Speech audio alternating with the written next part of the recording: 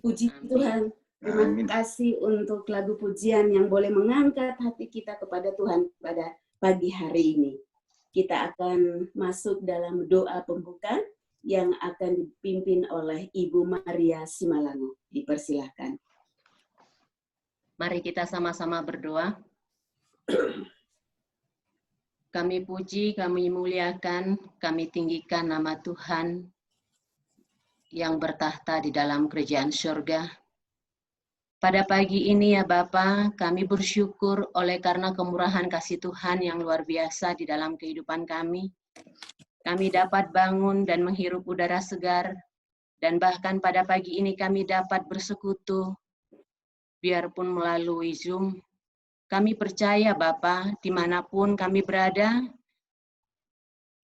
kami percaya bahwa kehadiran Tuhan ada di dalam kehidupan kami. Dan pada pagi ini kami bersyukur dan bahkan dikuatkan melalui nyanyian, pujian yang disampaikan oleh para dokter yang ada di Rumah Sakit Bandar Lampung. Biarlah Tuhan benar adanya kami mengatakan semua baik oleh karena kuasa dan kemurahan Tuhan di dalam kehidupan kami setiap saat. Bapa, pada pagi ini kami mau menyiapkan pikiran dan hati kami, curahan Roh Kudus Tuhan, agar kami dapat menerima akan nasihat firman Tuhan, melalui Dr. Charles Watt, dan juga melalui kesaksian yang akan disampaikan oleh Pendeta El Simalango. Bapa, berikan kami, yaitu kesanggupan, dan pakai kami dengan cara Tuhan. Terlebih Tuhan, biarlah kami menjadi berkat dimanapun kami berada. Dan acara kami ini, kami persembahkan, dan biarlah curahan Roh Kudus Tuhan senantiasa hadir di dalam pikiran dan hati kami. Terima kasih ya Bapa, jadilah kehendak-Mu, ampuni dosa kami. Di dalam nama Yesus kami berdoa dan mengucap syukur. Amin. Amin. Baiklah saudara-saudara sekalian, sebelum kita lanjutkan, kembali kami ingin mengingatkan bahwa apabila ada pokok-pokok doa, usulan-usulan doa yang akan disampaikan, maka silakan untuk menuliskan pada kolom chat, dan akan kita doakan pada doa tutup melalui doa ACTS nanti. Baiklah, ruang kesaksian yang berikut ini akan kita dengarkan yang dibawakan oleh Pendeta Laskar Simalango. Dipersilakan. Baik, selamat pagi untuk kita semua. Selamat pagi. Pagi ini kami akan membawa satu kesaksian dari keluarga kami. Jadi keluarga daripada istri saya, kebetulan mereka ini kebanyakan AKBP. Jadi inilah tantangan kami, hanya mertua saya yang laki-laki yang menjadi anggota gereja kita. Saudaraku yang dikasih oleh Tuhan, satu kesaksian dari sepupu istri saya yang pada tahun 2012 suaminya melihat ada benjolan di lehernya. Pada waktu itu suaminya katakan, apa yang kok bisa seperti itu lehermu? Dan akhirnya suaminya katakan, cobalah kita cek dulu.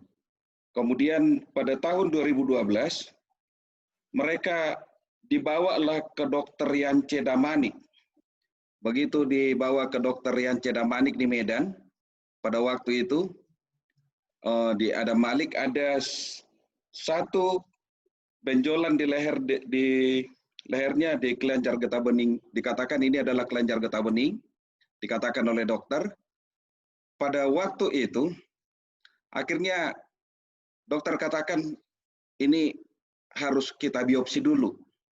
Begitu sudah dibiopsi, nyatanya ini sudah stadium 3 pada waktu itu.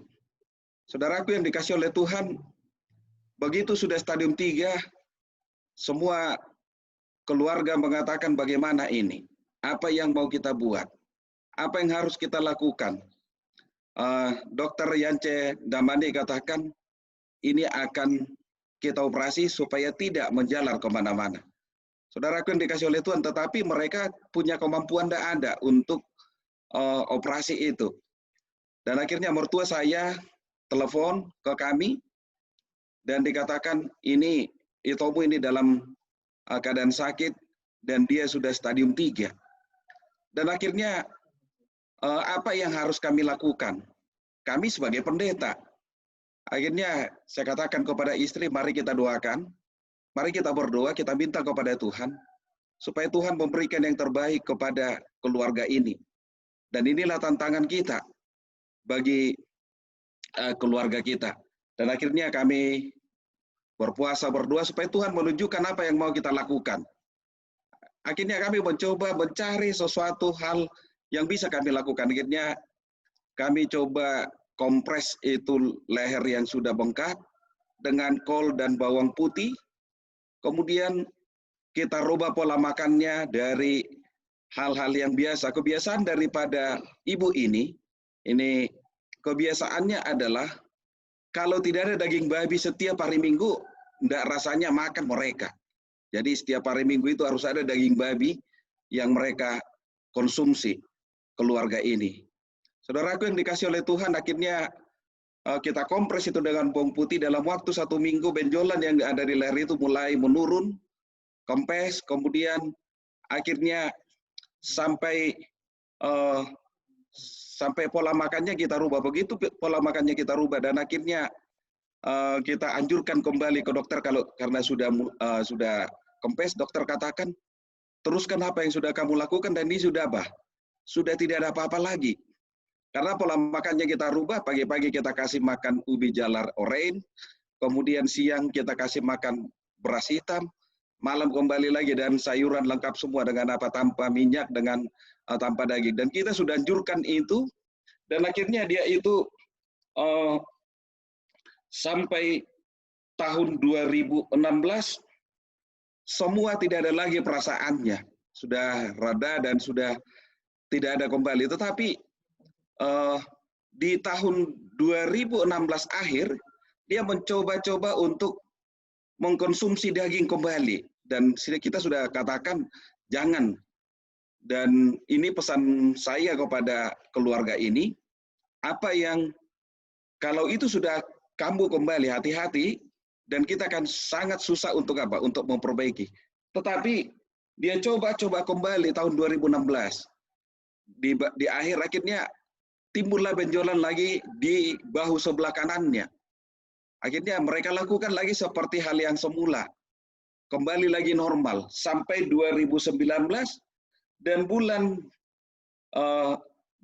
di tahun 2019 dicoba lagi makan daging. Timbul lagi benjolan di sebelah kiri. Akhirnya sekarang kami katakan sekarang jangan apa? Jangan lagi konsumsi daging sampai sampai akhir hidupmu. Dan inilah yang kami pesankan. Kalau itu kembali lagi, tidak akan bisa lagi kita bantu lagi. Akhirnya keluarga ini pada waktu itu kita perkenalkan kepada pendeta. Cuma yang kami sayangkan pada waktu itu kami sudah kami berikan kepada pendeta, hanya 1 kalilah pendeta datang ke rumah mereka untuk melawat. Ini yang kami sayangkan karena kami jauh, mereka di Medan, kami di Bandung. Dan hanya 1 kali pendeta yang ke sana, tetapi kami tetap berhubungan dengan keluarga ini karena kami merasa, dan ini adalah tanggung jawab kami, karena dari pihak mertua kami dan mertua saya, hanya baru mertua saya yang menjadi anggota gereja kita, karena mereka rata-rata semua HKBP dari Pangururan. Dan inilah tantangan kami ke depan, mendoakan keluarga ini.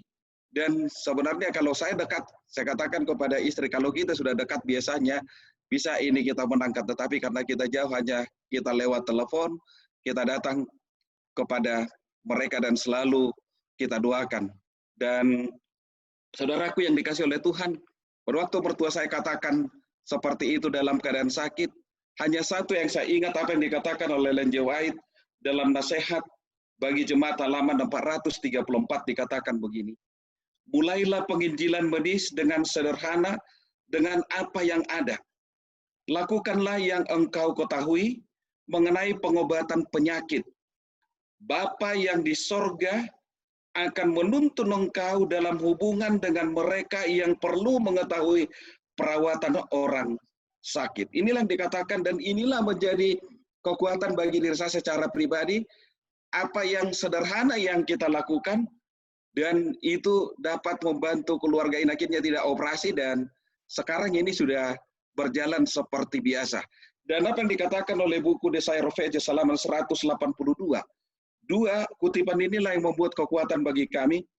Allah memanggil seseorang untuk melakukan penginjilan tertentu, dan ketika dia melakukannya sesuai dengan kemampuannya untuk melaksanakan hal itu, Tuhan akan menambahkan yang lain sehingga dia dapat melakukan lebih banyak lagi. Inilah yang menjadi keyakinan kami secara pribadi, walaupun kami sebagai hamba Tuhan, sebagai pendeta, melakukan satu hal sederhana, tetapi yang dilakukan oleh Tuhan, dan kami doakan selalu, dan Tuhan memberikan yang terbaik kepada keluarga ini, dan mereka memperoleh satu kesembuhan, walaupun hal sederhana yang kita lakukan. Dan dia menjadi saksi bagi orang lain. Kenapa saya katakan keluarga sepupu istri saya ini menjadi saksi bagi orang lain? Ada istri polisi yang sudah 4 kali dibawa ke Penang dan bolak-balik, tetapi akhirnya dia sarankan apa yang sudah kami pola hidup sehat yang kami berikan kepada dia, dan orang ini pun dapat memperoleh satu kesembuhan. Dan inilah yang menjadi kesaksian bagi kita pada pagi ini.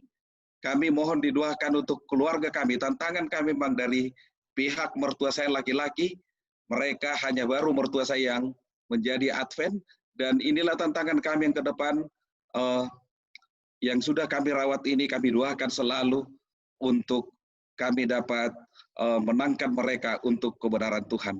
Inilah doa dan harapan kita. Tuhan memberkati kita. Amin. Terima kasih, puji Tuhan, Pendeta Simalangu, untuk kesaksian yang telah dibawakan pada pagi hari ini. Satu lagi pengalaman yang menguatkan masing-masing kita dalam pelayanan kita pada sepanjang hari ini. Baiklah saudara-saudara yang kekasih, kita akan menyiapkan hati dan pikiran kita untuk menyambut pekabaran firman Tuhan pada pagi hari ini. Oleh sebab itu, kita akan bertenang diri semuanya, dan terlebih dahulu kita akan mengikuti lagu tema yang akan disampaikan pada pagi ini.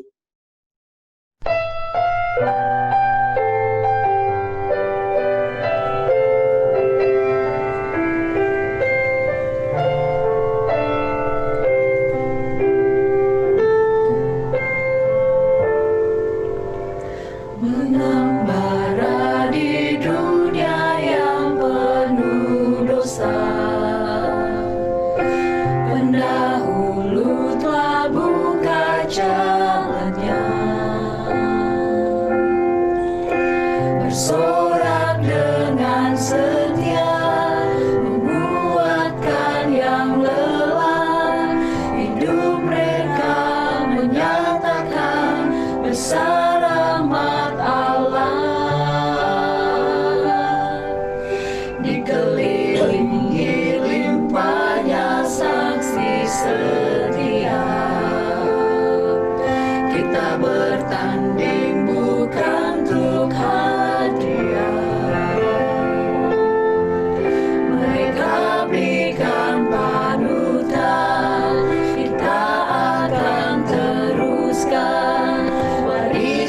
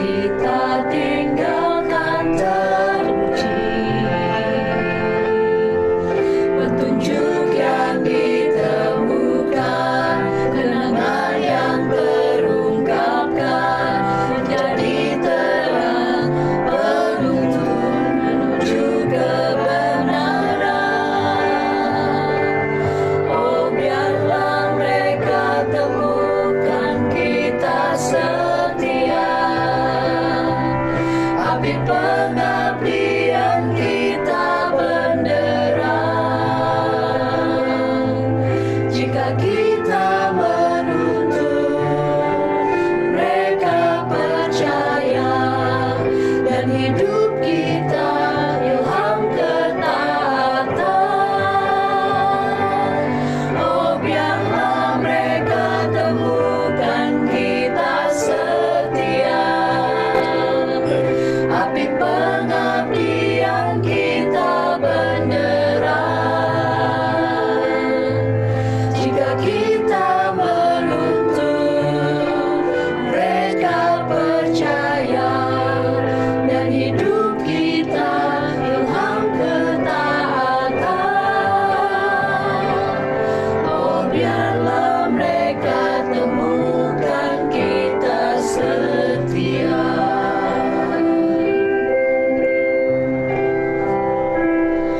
Oh, biarlah mereka temukan kita setia.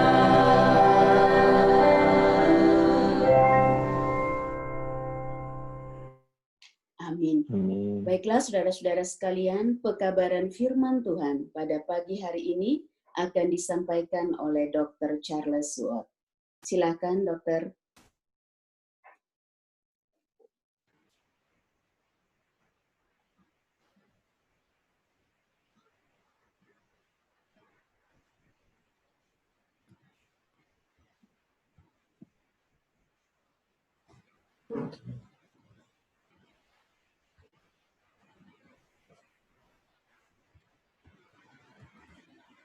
Baik. Shalom semua, selamat pagi. Apa suara saya kedengaran, Bu Ningsi? Jelas, Ya, kedengar. kedengaran dokter. Oke, baik. Puji Tuhan Ya, karena ya, dokter. di tempat ini lagi hujan deras. Jadi terima kasih banyak teman-teman sepelayanan di UIKB yang dikasih oleh Tuhan. Kita betul-betul berterima kasih kepada Tuhan karena Tuhan itu sangat baik dalam hidup kita. Segala sesuatu yang kita alami semua adalah karena kebaikan Tuhan. Tuhan itu baik, semua baik. Terima kasih untuk teman-teman dokter di Rumah Sakit Advent Bandar Lampung yang telah menyanyikan lagu yang menyatakan bahwa memang Tuhan itu baik. Terima kasih untuk kesaksiannya Pendeta Simalangu yang sangat menguatkan. Kita berterima kasih kepada Tuhan karena pagi ini juga kita masih diberikan kesempatan untuk bernafas. Sementara ada ribuan orang, ribuan pasien-pasien yang harus dibantu untuk bisa bernafas. Kita bersyukur kepada Tuhan, kita masih bisa diberikan kebebasan untuk minum air putih yang banyak. Karena ratusan ribu pasien-pasien cuci darah harus diukur jumlah minumnya. Jadi kita bersyukur kepada Tuhan. Kita juga bersyukur kepada Tuhan oleh karena mata kita masih bisa melihat. Sementara ratusan ribu bahkan lebih mereka yang dari lahir tidak bisa melihat sama sekali. Jadi kita betul-betul bersyukur karena Tuhan baik. Pagi ini Bapak Ibu yang dikasih oleh Tuhan,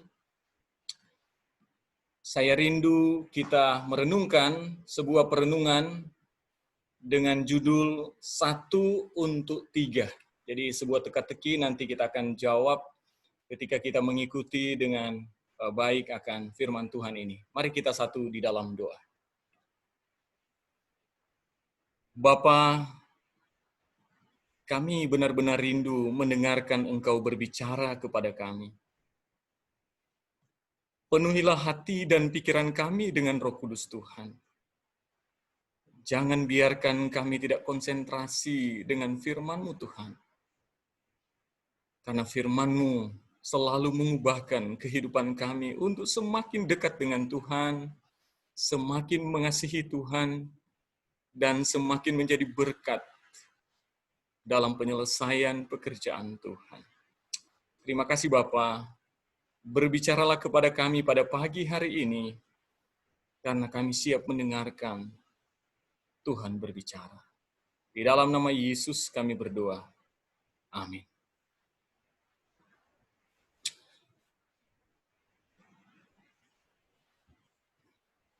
Ayat inti yang saya ambil dalam Lukas pasal 19 ayat 10, ini adalah ayat yang sudah sering kali kita dengar dan bahkan sebagian kita sudah menghafal akan ayat ini. Sebab anak manusia datang untuk mencari dan menyelamatkan yang hilang. Saya yakin bahwa kalimat ini, kata-kata ini sudah sering kita dengarkan dari pagi ke pagi, dari subuh ke subuh, karena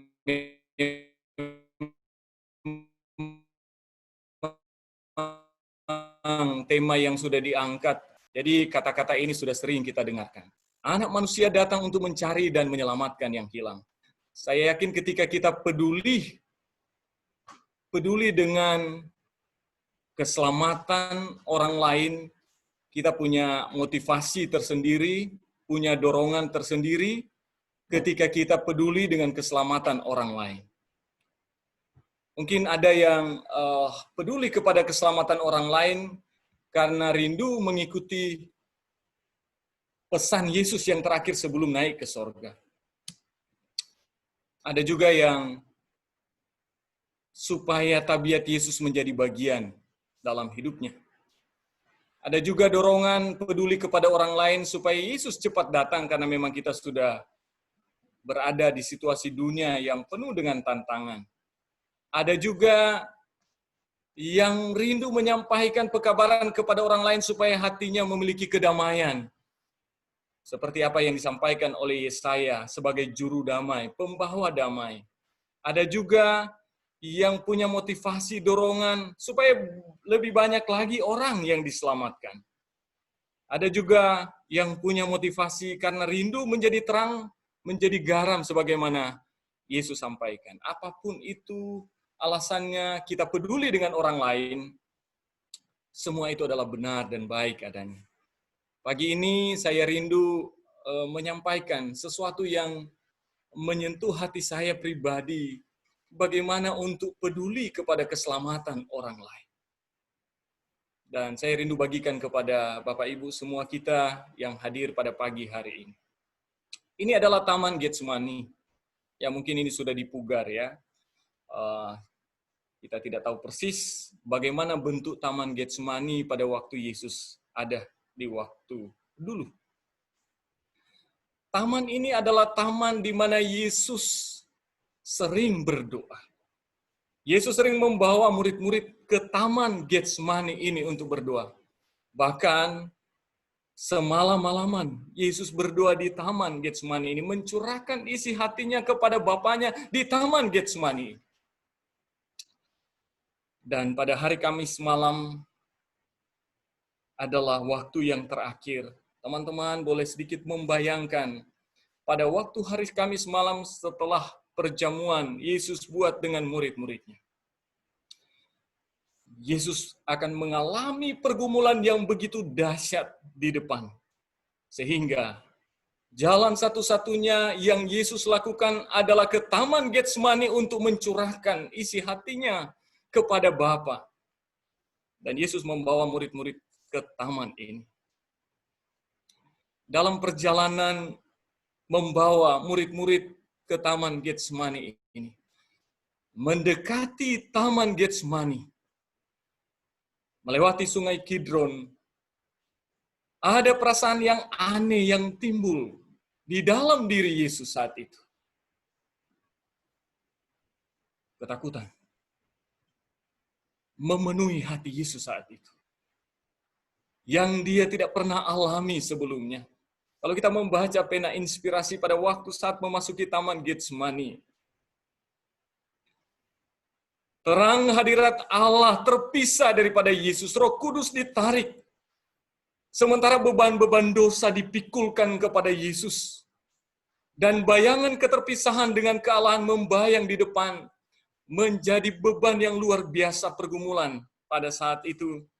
Sehingga Yesus terhuyung-huyung, badannya gemetar, 2 kali hampir terjatuh, sampai akhirnya tiba di Taman Getsemani. Di pintu taman, Yesus tinggalkan ke-8 murid dengan titipan berjaga-jaga dan berdoa. Kemudian Yesus membawa Petrus, Yohanes, Yakobus masuk ke dalam Taman Getsemani. Pada saat di Taman Getsemani, Satu tempat, Yesus berpisah dari ketiga murid yang sangat dikasihinya, sepelempar batu jauhnya. Dan kemudian Yesus tersungkur bertelut di hadapan Bapa, menyampaikan isi hati yang paling dalam, pergumulan yang luar biasa. Bahkan sebelumnya Yesus katakan, hatiku sangat sedih seperti mau mati rasanya. Sehingga Yesus menyampaikan, kalau boleh ya Bapa, cawan ini lalu daripadaku. Kejujuran hati Yesus. Sekali Yesus yang sampaikan, pada saat kedua kali Yesus sampaikan, semakin ketakutan dan semakin bersungguh-sungguh. Peluhnya bagaikan tetesan-tetesan darah. Tidak ada pergumulan daripada manusia yang kita alami melebihi pergumulan Yesus pada saat di Taman Getsemani. Bahkan pergumulan daripada Ayub tidak melebihi pergumulan Yesus di Taman Getsemani. Keringat-keringatnya bagaikan tetesan-tetesan darah. Mencurahkan isi hatinya kepada Bapa. Bahkan secara jujur, Yesus sampaikan, kalau boleh cawan ini lalu daripadaku. Kedua kali, sampai ketiga kali Yesus sampaikan kepada Bapa. Dan akhirnya, pada saat Yesus sampaikan ketiga kali, Yesus terjatuh sama seperti orang mati, kata hamba Tuhan, Nyonya Wahid. Menunggu jawaban surga atas doa yang Yesus sudah sampaikan pada saat itu. Seluruh malaikat, tentara-tentara setan, malaikat-malaikat setan sementara mengelilingi Yesus untuk menghalangi misi penyelamatan yang luar biasa ini. Seluruh malaikat sorga, bahkan alam semesta sementara menyaksikan pergumulan yang luar biasa ini. Dan kemudian malaikat-malaikat datang kepada Bapa untuk diberikan izin, memberikan kekuatan kepada Yesus yang sudah lemah dalam pergumulan yang luar biasa ini. Tetapi Allah Bapa tidak mengizinkan semua malaikat untuk datang.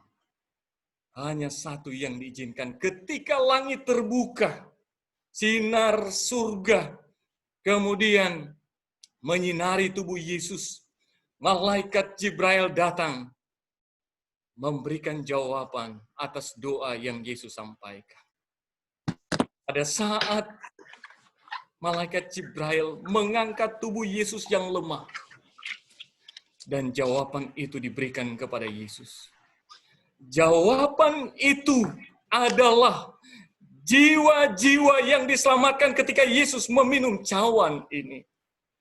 Jiwa-jiwa saudara dan saya yang diselamatkan ketika Yesus harus meminum cawan ini.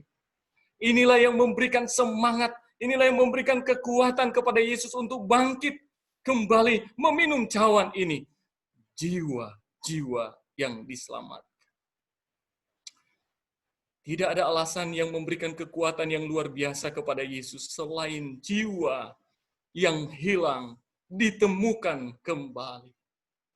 Inilah alasan yang menggugah secara pribadi bagi saya dan bagi kita semua. Ketika jiwa-jiwa yang hilang untuk dikembalikan kepada Yesus, itulah yang harus memberikan semangat kepada kita untuk hidup di atas dunia ini. Adalah kepedulian kepada jiwa-jiwa yang hilang di sekitar kita. Seberapa pedulikah saya pribadi? Pelajaran ini saya tunjukkan kepada saya pribadi. Dan mudah-mudahan boleh memberikan kekuatan kepada kita terhadap jiwa yang hilang yang ada di sekitar kita.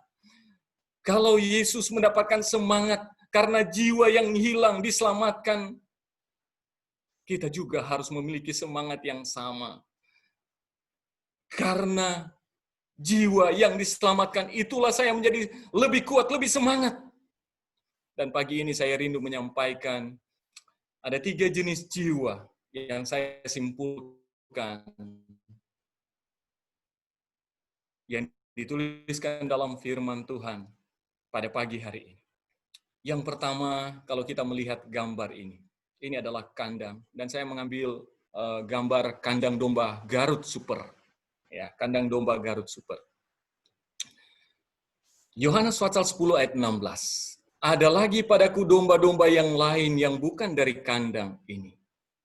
Domba-domba itu harus kutuntun juga dan mereka akan mendengarkan suaraku dan mereka akan menjadi satu kawanan dengan satu gembala. Yesus menyampaikan bahwa Yesus hanya punya satu kandang. Kandang super. Yesus hanya punya satu kandang dan satu kawanan yang berada di kandang Yesus. Dan gereja kita mengklaim kita berada pada kandang yang benar. Kandang Garut Super. Kita berada pada kandang yang benar dan memang Yesus hanya punya satu kandang dengan satu kawanan. Tapi perhatikan ayat ini. Ada lagi domba-domba lain yang bukan dari kandang ini. Ada banyak kandang-kandang di luar. Ada banyak umat-umat Tuhan di luar yang harus dituntun masuk ke dalam kandang. Jenis jiwa yang hilang yang pertama adalah orang-orang yang belum mengenal kebenaran yang ada di luar yang harus dituntun masuk ke dalam kandang. Itu juga yang Yesus sampaikan dalam Matius pasal 18. Perumpamaan tentang domba yang hilang. Ketika orang Farisi, ahli-ahli Taurat mempertanyakan kenapa Yesus berada bersama-sama dengan orang berdosa. Kemudian Yesus memberikan perumpamaan ini. Bahwa memang Yesus datang untuk mencari dan menyelamatkan yang hilang. Inilah jenis jiwa yang hilang yang pertama. Berjuta-juta manusia yang sedia binasa yang ada di sekitar kita terikat dengan rantai kebodohan dan dosa belum pernah mendengar tentang kasih Kristus. Kalau kita lihat ini jutaan manusia. Ya, jutaan manusia di sekitar kita yang belum mengenal kebenaran, yang belum sama sekali disentuh oleh kebenaran Tuhan. Bagaimana dia akan masuk ke dalam kandang, kata Roma pasal 10, sementara mereka tidak pernah mendengar akan kebenaran Tuhan. Saya mendapatkan data di Rumah Sakit Advent Bandar Lampung dari 472 yang ada saat ini. Anggota gereja kita karyawan 452. Ada Kristen Protestan 47, Katolik 17, Muslim 50, Hindu 5, dan Buddha ada 1. Tidak jauh-jauh teman-teman yang bergabung pada pagi hari ini dari Rumah Sakit Advent Bandar Lampung, tidak jauh-jauh di sekitar kita, ada banyak yang dituntun, yang harus kita tuntun untuk masuk ke dalam kandang yang benar. Karena Yesus hanya punya satu kandang. Jenis yang kedua, itulah jenis yang pertama. Yang ada di luar yang harus dituntun ke dalam kandang Tuhan. Ini adalah perumpamaan tentang anak yang hilang yang sangat terkenal. Ya, sangat terkenal perumpamaan ini. Tapi kalau kita membaca pena inspirasi terkait dengan perumpamaan anak yang hilang ini. Dia tidak merasa nyaman di dalam rumahnya. Dia tidak merasa nyaman di dalam jemaat. Dia terkena jerat-jerat setan. Dan kemudian dia harus keluar dari gereja. Dia harus keluar memisahkan diri dari Tuhan. Dari ayahnya sendiri. Ini adalah gambaran dari umat-umat Tuhan. Yang tadinya bergabung di dalam gereja. Kemudian keluar dari gereja.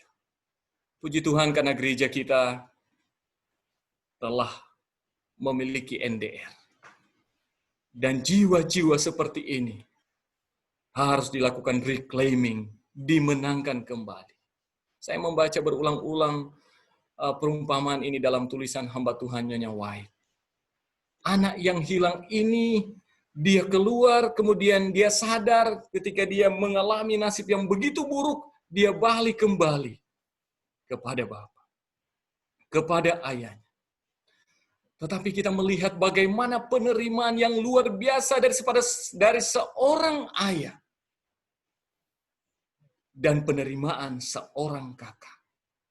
Dalam proses reclaiming, memenangkan kembali, memang dua hal inilah yang sering kali terjadi. Ketika ada orang dalam tanda kutip, mohon maaf, murtad dari gereja, keluar dari gereja, mungkin melanggar hukum ketujuh dan sebagainya. Pada waktu kembali dalam gereja, seringkali dua sikap ini muncul di dalam gereja. Seorang ayah menerima dengan senang hati, sementara ada yang tidak senang dengan berbagai mungkin macam persepsi dalam dirinya ketika ada yang kembali. Dan ini menjadi catatan yang sangat penting bagi kita sebagai pelayan-pelayan Tuhan, menyikapi akan hal ini. Karena reclaiming, karena kalau melihat perumpamaan tentang domba yang hilang dengan anak yang hilang, pesta besar terjadi. Domba yang di luar masuk ke dalam kandang, pesta besar, anak yang hilang pun sama pesta besar. Tidak ada bedanya. Inilah jenis yang kedua. Dan jenis yang ketiga dicatat dalam Lukas pasal 15. Ayat 8 dan 10 ini terbagi dua bagian. Ya, saya membaca pena inspirasi terkait perumpamaan ini. Yang pertama adalah dirham yang hilang. Saya menyampaikan kesedihan yang paling dalam. Saya berdoa sama Tuhan dengan sedih, kenapa perumpamaan ini harus ada? Kesedihan. Karena kalau dua perumpamaan tadi, semua keluar dari kandang. Semua ada di luar kandang. Tapi perumpamaan yang ketiga ini, jenis yang ketiga ini, dirham ini hilang di dalam rumah, hilang di dalam kandang. Sementara kakak daripada anak yang hilang, perumpamaan tentang anak yang hilang, dia juga hilang di dalam kandang. Sementara di dalam gereja, dia hilang. Nyonya White kemudian memberikan inspirasi yang luar biasa terkait dengan perumpamaan dirham yang hilang. Dirham yang hilang ini ditujukan kepada anak-anak di dalam rumah tangga. Anak-anak yang ada di dalam rumah tangga, pastikan bahwa anak saya, 3 anak saya tidak hilang di dalam rumah. Dan pena inspirasi mencatat terkait dengan perumpamaan ini. Ada ayah dan ibu yang ingin bekerja di ladang misi di luar negeri, bahkan jauh-jauh. Banyak yang aktif dalam pekerjaan Tuhan di luar rumah. Sedang anak-anaknya sendiri menjadi asing kepada juru selamat. Ini adalah pertanyaan yang besar. Karena anak-anak bisa hilang di dalam rumah. Tidak harus dia keluar rumah seperti anak yang hilang. Tetapi sementara hilang di dalam rumah. Dia hilang di dalam kandang keluarga. Dan ini tadi saya sudah sampaikan sesuatu yang sangat menyedihkan dan menemplak saya pribadi. Jangan sampai anak saya hilang di dalam rumah. Dia tidak mengenal Tuhan, padahal ada di dalam kandang keluarga. Kemudian yang kedua adalah di kandang jemaat. Di kandang gereja. Perumpamaan tentang anak yang hilang khusus fokus kepada kakak. Yang selama ini berada bersama dengan ayahnya. Segala sesuatu kepunyaan ayahnya adalah miliknya juga. Tetapi yang menyedihkan, kakak ini hilang di dalam kandang. Sesuatu yang sangat menyedihkan ketika hilang di dalam kandang. Sesuatu yang sangat memilukan ketika hilang di dalam kandang. Secara pribadi saya sangat sedih karena dalam kandang. Kita mungkin ingat perumpamaan tentang lalang di antara gandum. Lalang dan gandum bercampur di dalam gereja. Dan ini yang terjadi. Dan sangat menyedihkan ketika Yesus menyampaikan tanda-tanda kedatangannya yang kedua kali dalam Matius pasal 24. Ada kita melihat tanda-tanda termasuk wabah sampar yang sementara kita alami saat ini adalah tanda-tanda kedatangan Yesus. Tapi sangat menyedihkan Yesus juga menyampaikan tanda-tanda yang terjadi di dalam jemaat Tuhan dengan 3 perumpamaan. Yang pertama adalah perumpamaan tentang hamba yang setia dan yang jahat. Kalau kita membaca dalam Matius pasal 24, hamba yang jahat. Dia katakan, Tuanku tidak datang-datang. Berarti dia sementara menantikan kedatangan Yesus yang kedua kali. Dia adalah anggota gereja masih Advent hari ke-7 yang mengatakan sebagai Advent menanti kedatangan Tuhan yang kedua kali. Tetapi apa yang dia lakukan? Dia memukul hamba-hamba yang lain. Dia menyebabkan perpecahan di dalam jemaat. Hidup dengan keduniawian tetapi ada di dalam gereja Tuhan. Inilah yang Yesus sampaikan. Ini sangat menyedihkan karena ini hilang di dalam kandang. Karena hamba yang jahat ini pun mendapat hukuman. Belum lagi yang kedua perumpamaan yang Yesus sampaikan tentang 5 gadis yang bodoh dan 5 gadis bijaksana. Sama-sama membawa pelita, sama-sama menyongsong mempelai, sama-sama anggota gereja Advent yang menantikan kedatangan Tuhan yang kedua kali. Tapi 5 gadis yang bodoh ini tidak dipenuhi oleh Roh Kudus Tuhan. Sehingga Tuhan katakan, aku tidak mengenal kamu. Sangat menyedihkan. Hilang di dalam kandang. Di dalam kandang Tuhan. Dan yang terakhir perumpamaan tentang talenta. Ada yang dapat 5, ada yang dapat 2, ada yang dapat 1 talenta. Yang 1 talenta dia hanya kubur talentanya. Dia tidak sama sekali gunakan untuk menyelesaikan pekerjaan Tuhan. Sehingga Tuhan ini katakan, hai kamu hamba yang malas dan jahat. Dia akhirnya berada dengan mereka di dalam neraka. Siapa mereka ini? Hilang di dalam kandang. Bapak Ibu yang dikasihi oleh Tuhan, inilah 3 jenis jiwa yang hilang. Dan saya mau stressing yang terakhir ini. Dalam tulisan seruan nyaring, karena begitu banyak yang hilang. Ya mungkin kalau kita lihat data-data, kalau sederhananya di UIKB ini ada 100.000 anggota gereja. Kemudian didorong 1 keluarga atau 1 anggota 1 jiwa. Seharusnya ada 100.000 target jiwa. Tapi kenapa hanya sekitar 7.000 target jiwa? Dan itu bukanlah sesuatu yang mudah untuk dicapai.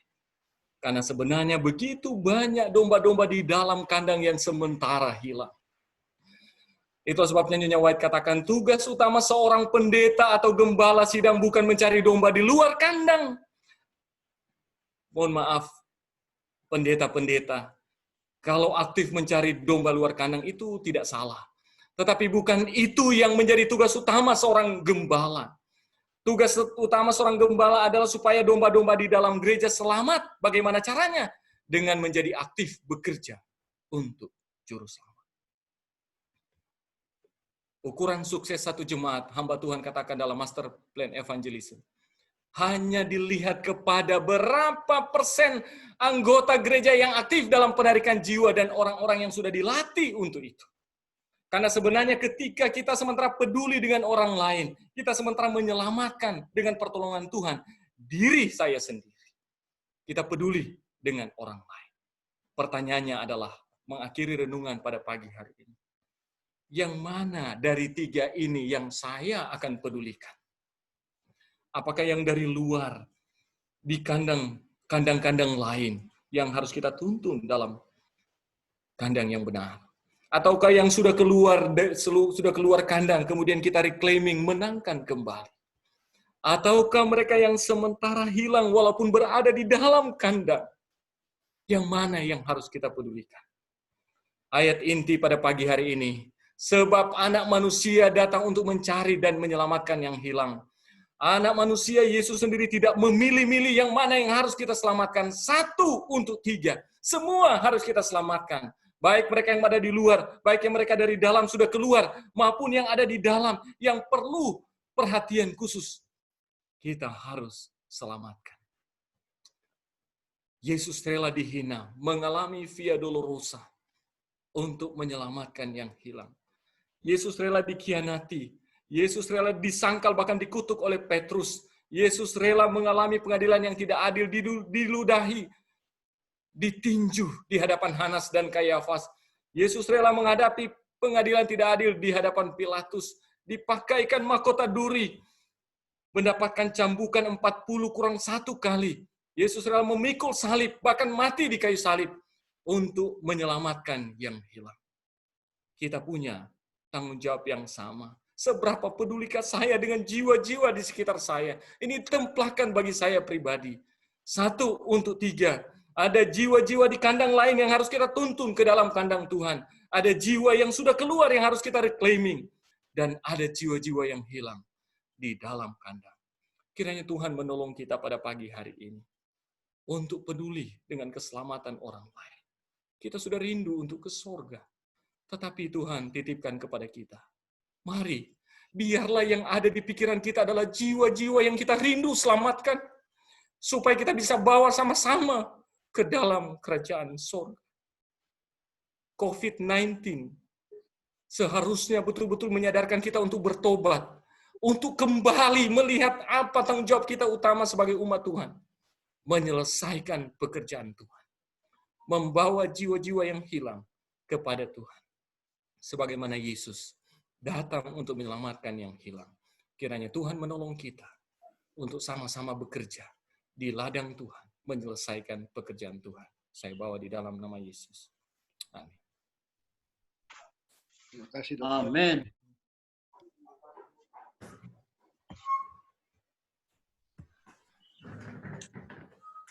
Amin, puji Tuhan. Terima kasih sekali lagi Dr. Charles Suot untuk pekabaran firman Tuhan yang luar biasa pada pagi hari ini. Semoga dengan firman Tuhan ini akan membuat kita dalam kerohanian lebih maksimal untuk melayani Tuhan. Dengan pertanyaan kita, siapa yang akan menjadi kepedulian kita pada hari ini, bahkan sepanjang pelayanan kita. Baiklah saudara-saudara yang dikasihi Tuhan, kita akan mengakhiri ibadah kita melalui doa ACTS yang akan dipimpin oleh Ibu Febe Suot. Namun sebelumnya ada satu pokok doa yang akan saya bacakan yang dikirim langsung ke kami dari Bandung Adventist Hospital, khususnya dari Klinik Pratama Advent. Mohon doanya agar semua dilindungi dari COVID-19, karena Bandung saat ini menjadi zona merah bahkan hitam dengan ditemukan klaster secapa dan gedung sate yang berada dekat dengan klinik. Baik, Ibu Febe, kami persilahkan untuk doa pada pagi hari ini. Baik, terima kasih. Pagi ini saya akan memimpin doa ACTS dan pagi ini juga saya meminta dua pendoa untuk ikut bersama-sama berdoa pada pagi ini. Untuk doa penyembahan dan puji-pujian, saya yang akan bawakan, dan kemudian dilanjutkan doa permohonan pengampunan dosa yang nantinya akan dibawakan oleh Dr. Walden Seraja Gugup, dan kemudian doa permohonan akan dibawakan oleh Dr. Hansel Langi.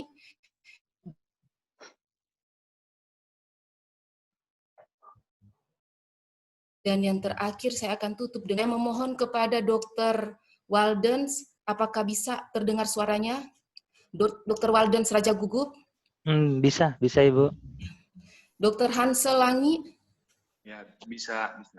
Oke. Marilah kita satukan hati kita untuk kita berdoa pada pagi ini. Mari kita berdoa. Ya Tuhan, Allah Bapa kami dalam kerajaan surga, Bapa yang Maha Kudus, Bapa yang kami sembah siang dan malam. Terpujilah Engkau ya Tuhan, oleh karena betapa besar kasih sayang Tuhan dalam kehidupan kami. Amin. Tuhan tidak pernah meninggalkan kami. Tuhan mengasihi kami, hingga kami boleh merasa bahwa kasih sayang Tuhan terus bersama-sama dengan kami. Pagi ini ya Tuhan, kami umat-umat-Mu datang menyembah Engkau, karena Engkaulah Allah kami, Engkau pencipta kami, bahkan Engkau sumber kehidupan bagi kami.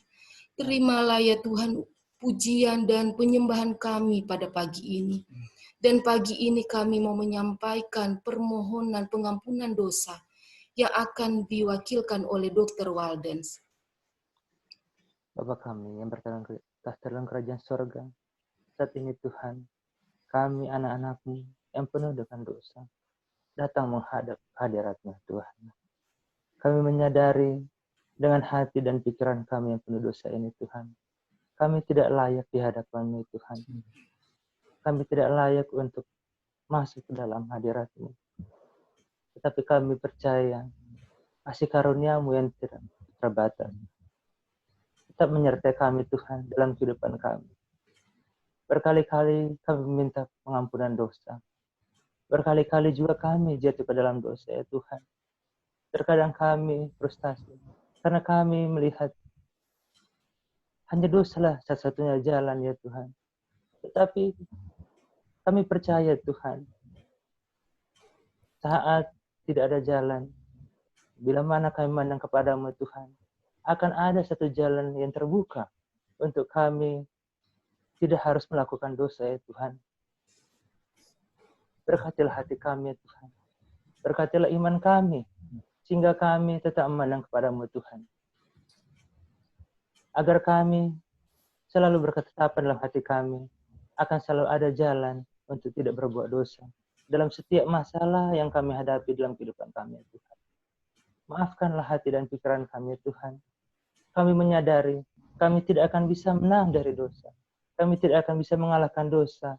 Tetapi kami akan dapat melakukannya bila kami bersandar pada-Mu Tuhan. Hanya kekuatan-Mu, hanya tuntunan-Mu yang akan membebaskan hati dan pikiran kami dalam dosa. Berkatilah pikiran kami Tuhan, hati kami, dan setiap ucapan yang terucap dari bibir kami, agar kiranya kami dijauhkan dari lembah jurang dosa ya Tuhan. Maafkanlah segala dosa kami Tuhan. Maafkanlah segala hati dan pikiran kami, maupun ucapan kami yang mungkin menyakiti orang-orang di sekitar kami, sehingga membawa kami ke dalam dosa. Kiranya kasih dan rahmat-Mu saja yang akan menyertai kami Tuhan. Kiranya hanya pengampunan-Mu yang menguatkan kami untuk bangkit, selalu bangkit dari jurang dosa. Terima kasih atas kasih karunia-Mu Tuhan. Doa permohonan akan dilanjutkan oleh Dr. Hansel. Bapa yang baik, Bapa yang selalu memenuhi akan segala kebutuhan kami. Pada kesempatan ini ya Tuhan, kami memohon kepada Tuhan, semua hamba-hamba Tuhan yang ada di tempat ini, biarlah Engkau memberkati akan firman Tuhan yang telah dibawakan oleh Dr. Charles Suot. Biarlah firman itu bisa menemplak hati kami dan pikiran kami semua, untuk kami semua bisa lebih aktif lagi dalam pekerjaan Tuhan, terlebih dalam menjangkau jiwa, baik dari luar, yang dari dalam keluar, dan juga yang sementara bergumul di dalam jemaat. Pakailah kami semua para hamba Tuhan, tim medis, dan seluruh hamba-hamba Tuhan, para pendeta.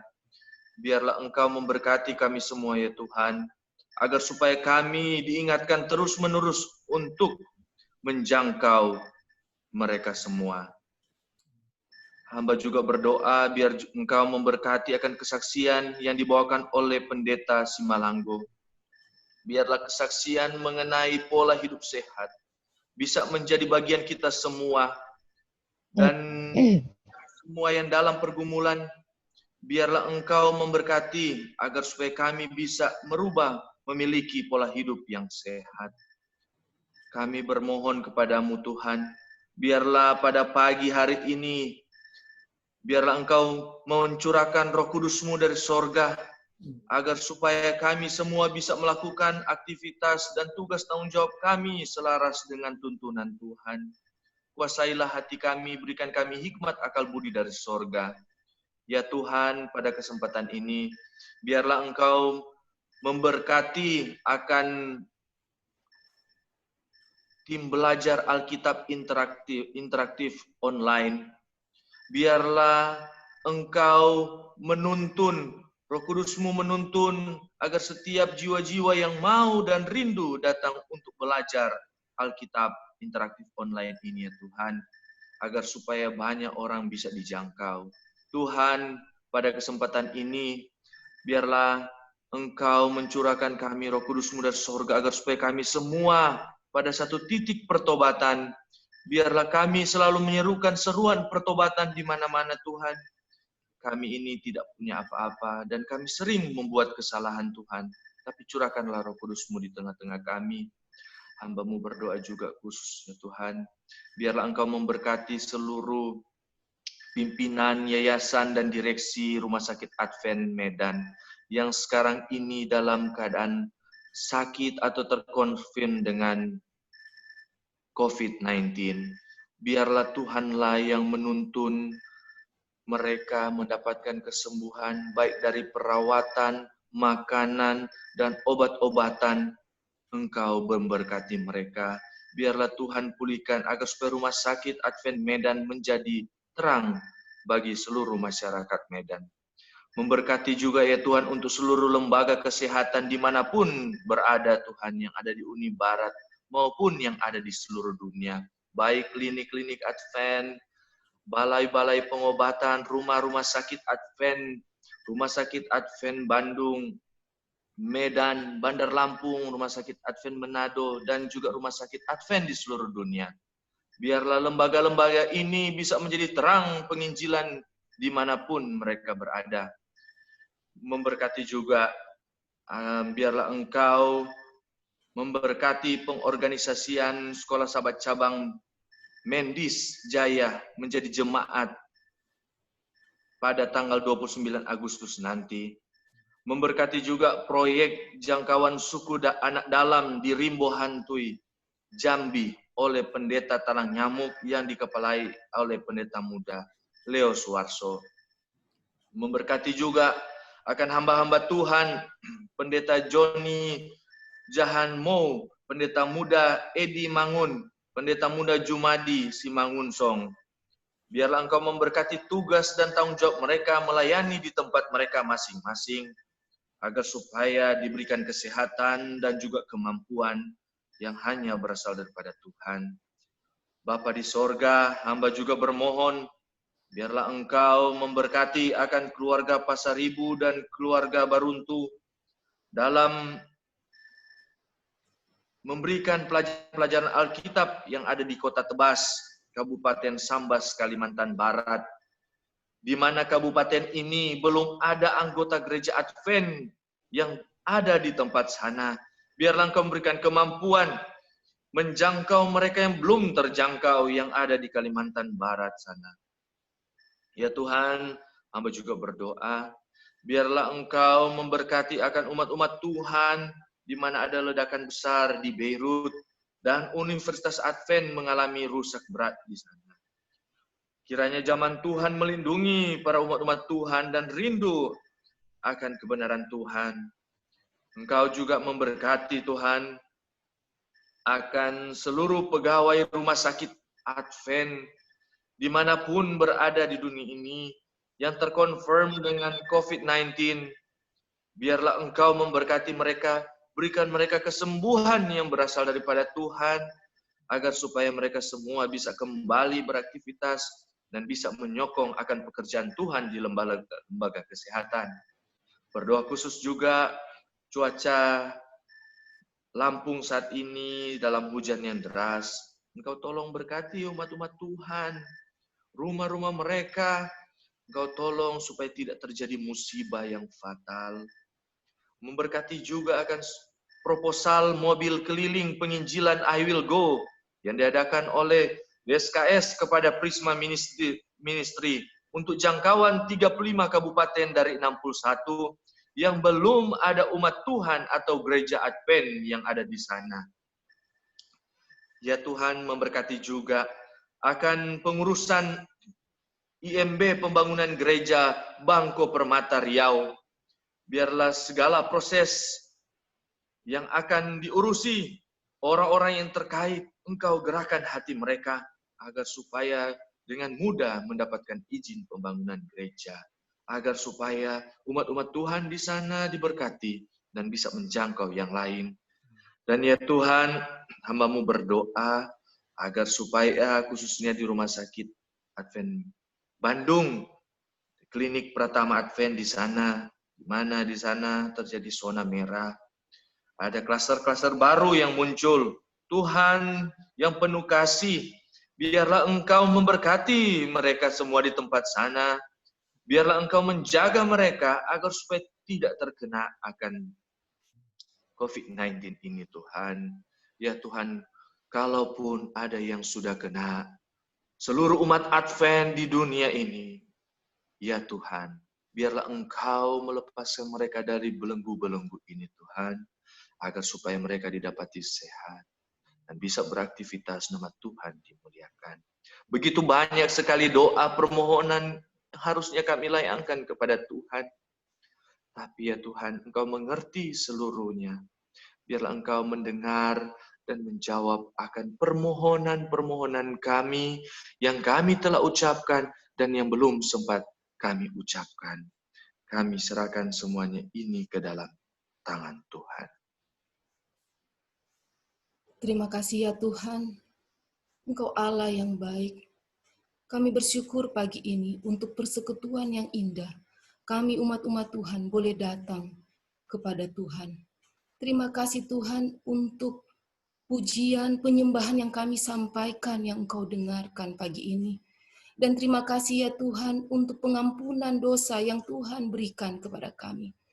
Untuk jawaban-jawaban doa yang Tuhan berikan pada kami. Terima kasih Tuhan, kebaikan Tuhan yang kami rasakan pada pagi ini.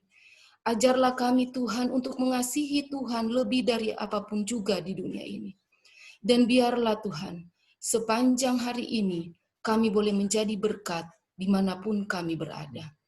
Terima kasih Tuhan, ke dalam tangan-Mu kami serahkan kehidupan kami. Sekali lagi Tuhan, ampunkan dosa kami. Di dalam nama Yesus kami sudah berdoa. Amin. Amin. Baik, terima kasih Ibu Febe yang telah memimpin doa ACTS pada pagi hari ini bersama tim. Kiranya akan menjadi berkat bagi kita semua pada pagi hari ini. Baiklah, demikianlah akhir daripada rangkaian ibadah kita pada pagi hari ini. Semoga akan menjadi semangat yang baru saat kita sudah menikmati berkat yang baru di hari yang baru ini. Namun sebelumnya saya ingin menyampaikan bahwa hari ini luar biasa. Partisipan terbanyak sepanjang 4 hari ini ada 130. Artinya ada 130 orang yang menikmati berkat pada pagi hari ini. Boleh saya lihat lambaian tangan dari teman-teman Rumah Sakit Advent Bandar Lampung? Oh, puji Tuhan. Dan saya berharap bahwa semua tangan yang sudah dilambaikan ini akan selalu hadir bersama kita sampai selesainya Week of Prayer ini, bahkan sepanjang acara Week of Prayer ini. Teman-teman mungkin dari Rumah Sakit Advent Bandung, boleh juga melambaikan tangannya. Puji Tuhan. Dan sekali lagi saya juga berharap tangan-tangan yang dilambaikan ini akan terus bersama sampai berakhirnya Week of Prayer ini. Dan juga dari Medan. Mudah-mudahan ada dari Medan juga. Dan secara khusus saya ingin berterima kasih juga bagi semua dokter yang telah bersama dalam rangkaian Week of Prayer ini. Semoga akan selalu bersama sampai akhir daripada rangkaian Week of Prayer pada hari Sabtu nanti, bahkan sepanjang 17 minggu Week of Prayer ini. Baiklah, sekali lagi terima kasih untuk semua yang sudah bersama dalam ibadah pagi ini.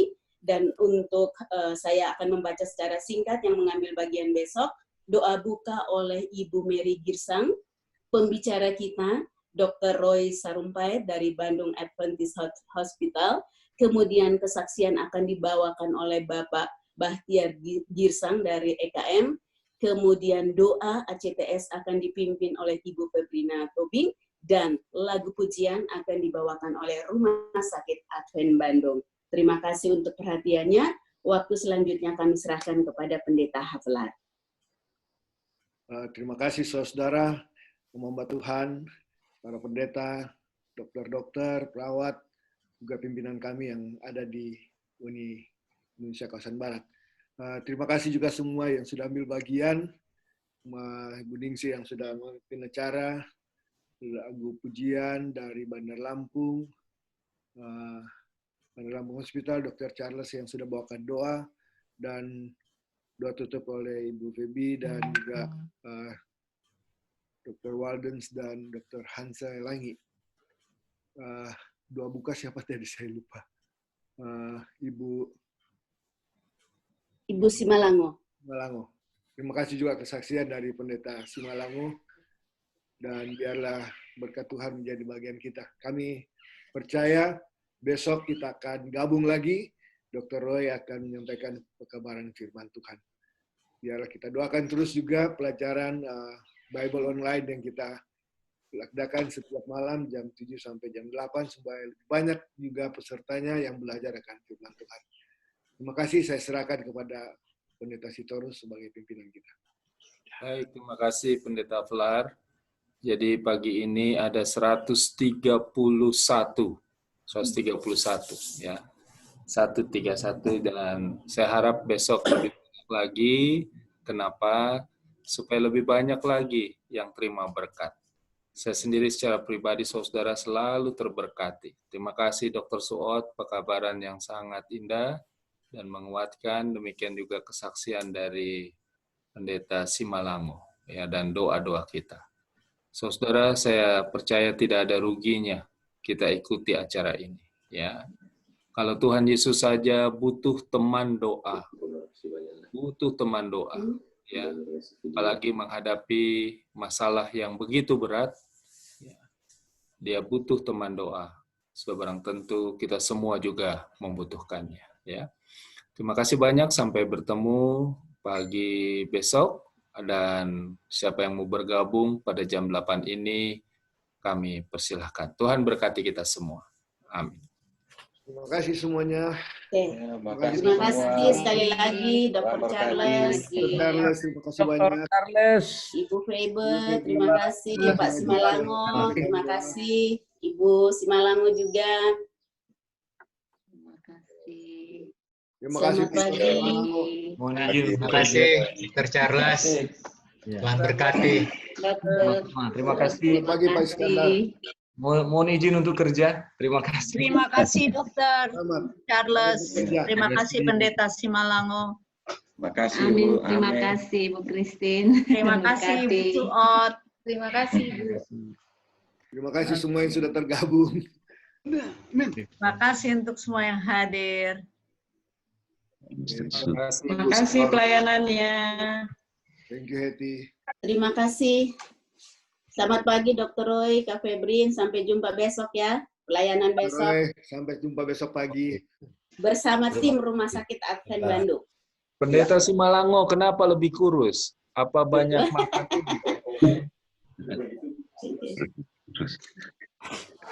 Lebih baik, Pendeta. Itu karena Mem Christine, selamat pagi. ada satpam di samping. Mem, saya udah kirim notulenya ya, Mem ya. Oh ya, terima kasih sudah diterima. Oh, Ya, Tuhan berkati Bu. Terima kasih, Kak Vera. Selamat pagi Pak Pendeta Hengki. Selamat pagi Pak Dolok. Selamat pagi Bu, selamat pagi. Terima kasih. Salam sehat. Terima kasih Pak Pendeta Dolok. Abri, good morning from Getasan. Terima kasih Pendeta Sot, luar biasa. Selamat pagi, terima kasih. Sangat fokus. Dr. Natalia, selamat pagi. Terima kasih. Mana Dokter Natalia? Aduh, selamat pagi Dokter. Pagi Pak.